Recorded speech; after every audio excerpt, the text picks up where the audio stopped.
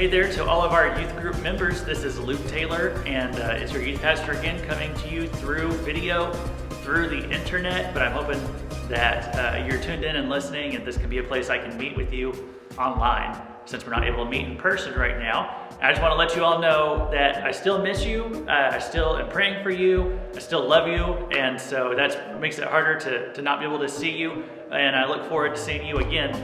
If you do need to get in touch, and I did try to send out a mass text a few days ago to catch up with you all there through our mass texting system, but if you want to get in touch with me personally, you're always welcome to text or call, and I would be happy to hear from you.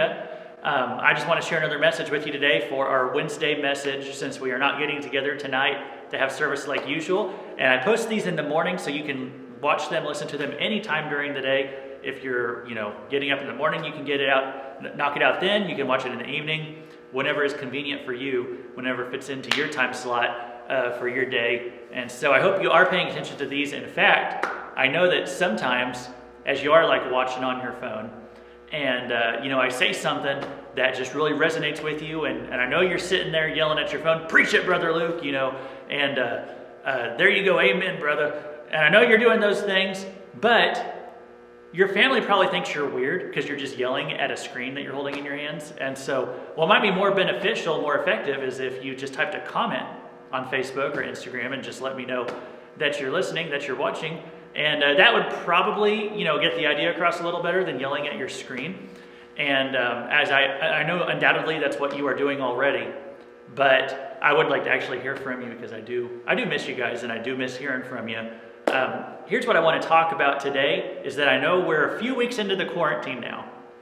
And it's probably been about a month. If some of you had spring break right before, you've been kind of stuck at home for like a month. You've been cooped up for a while. You're probably getting a little bit antsy, maybe getting a little bit tired of those people that you're cooped up with all the time. If it's a brother, your sister, whoever it is that you're cooped up with. And unfortunately, I cannot change your sibling. Unfortunately, you cannot change your sibling. There is only one person that you can change, and that would be you. You're the only person that you can change. And so that's what I want to talk about a little bit today, just briefly, about maintaining a positive attitude during these quarantine days. How do you maintain a good attitude while you're all locked up in quarantine? And so what I want to talk about today are actually 4 attitudes to watch in ourselves during quarantine. Some good attitudes, some bad. I want to talk about 4 attitudes to watch while we're all cooped up. Number 1, what I want to talk about today is contentedness.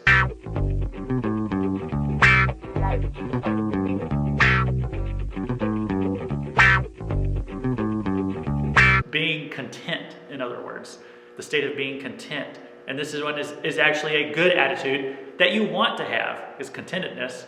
And so I was looking at Philippians chapter 4 this week, Philippians 4 verses 11 and 12. Paul said, "I have learned in whatever situation I am to be content. I know how to be brought low, and I know how to abound.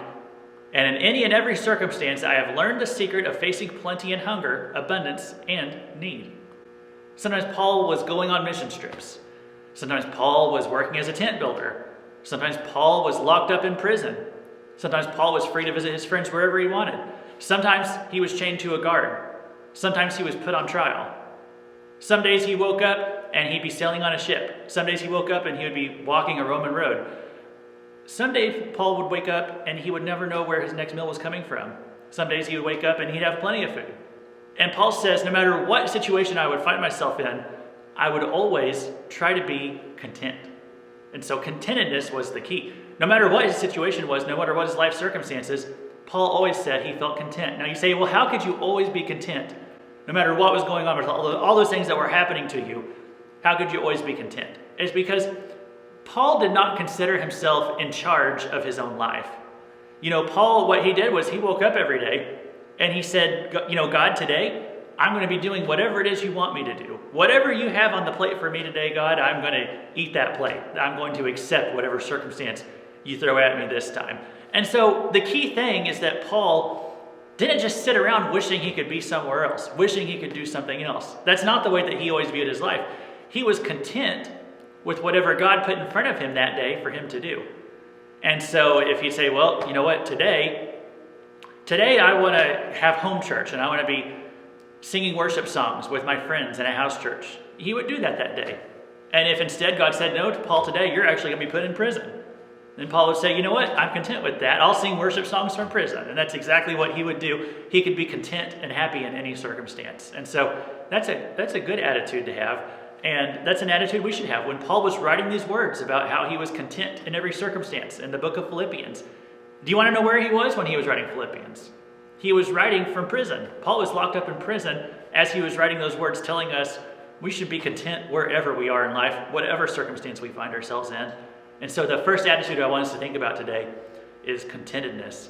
I want us to remember something else. Paul said he could be content from prison. Okay? We are somewhat in prison, but we get to be in the comfort of our own homes. Okay? When Paul was writing those things, Paul did not have coffee. Okay? He did not have Disney Plus or Snuggies. But we have all of those things. So you know what? If Paul could get through his imprisonment, I think we can get through ours. If Paul could be content in his circumstances, I think us, with our coffee and Snuggies and Disney and all that stuff, we can be content as well. So number one is contentedness right there. Now here's another attitude I want to talk about today. This is a negative attitude, one we don't want to have. Anger.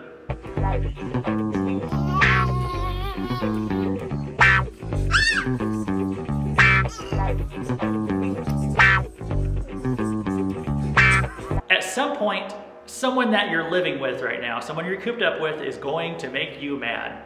They are going to do something that upsets you, okay? And they are going to do something, they're going to be a jerk. At some point, someone you're cooped up with is going to be a jerk. They're going to do something unkind. That's just going to happen, okay? One thing that is going to make your quarantine last a lot longer than it needs to is if you stay mad the whole time, okay? If you get bitter about those things.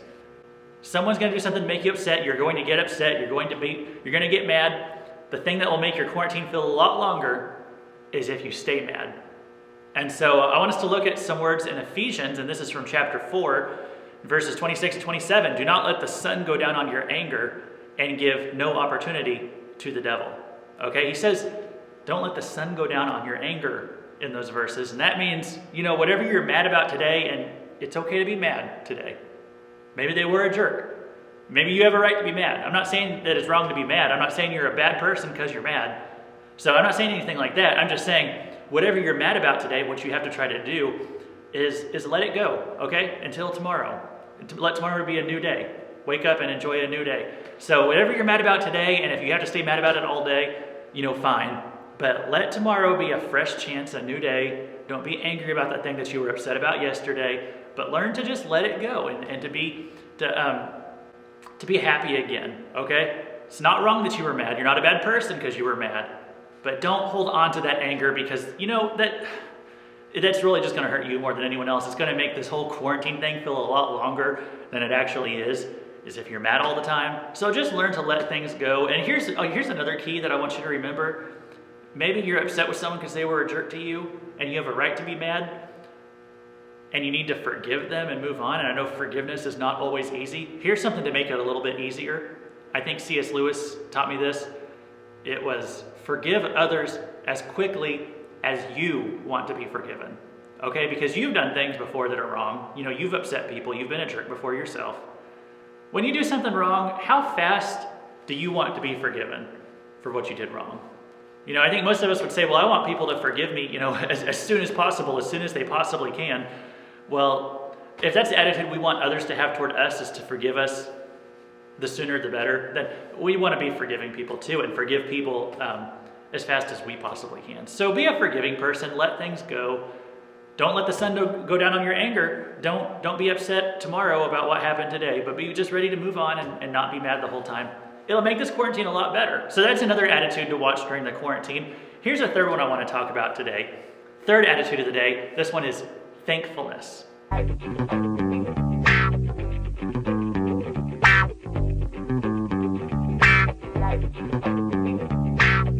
All right, thankfulness. And this is another good attitude to have. This is one that we want to have, is to be a thankful person. It's a good attitude to adopt. And so if you're someone who's always trying to find things to be thankful for, that's really going to have a great impact on your personality and on your attitude and on your outlook in life. Is if you're looking for things to be thankful for instead of things to be upset about, wishing you had something else, being, covetous, jealous of someone, greedy for things that we don't really need. Those are all things that are going to bring you down. If you're a thankful person, that's gonna build you up. That's gonna make you feel a lot better and happier as a person. You're gonna be a lot happier during this quarantine if you can go every day and find things to be thankful for, things that you are thankful about.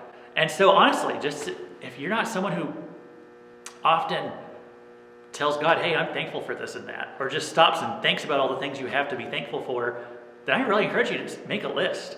I mean, literally just sit down today, spend 5 minutes writing down as many things in 5 or even just 2 minutes, as many things as you can think of that you're thankful for. That could change your whole day, okay? If you're having a crummy day, you're bored, you're tired of the quarantine, and you just, I want to sit for 1 minute and think of all the things I can to be thankful for. That could change the course of your whole day, okay? So just little things like that, just taking a minute or two to be thankful, that has a tremendous impact on your attitude. That's why I always think it's great that the words gratitude and attitude rhyme, because they go together. People with a great attitude also show a lot of gratitude.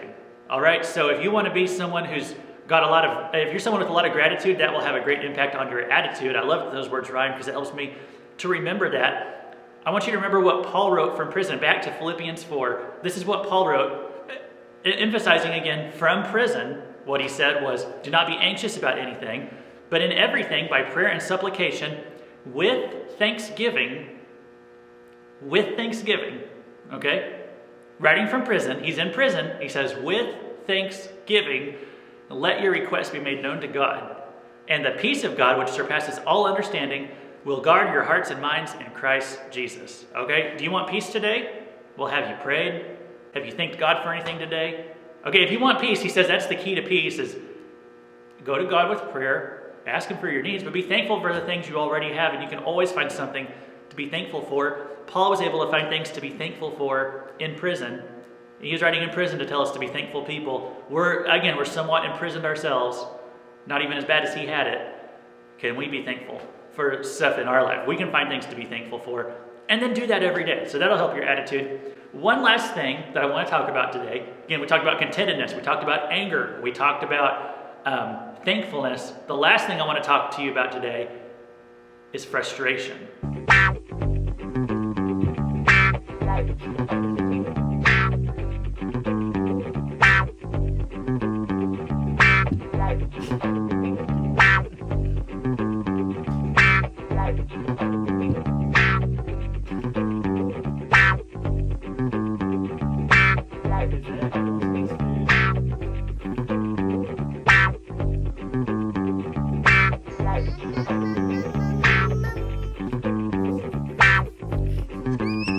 Because we're going to get frustrated in the course of time in this quarantine.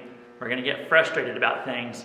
Maybe you're just getting bored, okay? Maybe you're just, wishing something would happen. Maybe you feel trapped at home, and so the boredom is really getting to you. Maybe you're trapped at home and something upsetting has happened to you. You're getting frustrated. You feel like giving up. You feel like this is never going to end, okay? When you start feeling like that frustration, ask Jesus to help you. Right then, just ask Jesus to help you. Just pray, okay? Listen to some happy music. Maybe listen to some praise and worship music. Just go to God immediately and just say, God, can you help me right now? I'm getting frustrated, okay? I'm getting tired of this.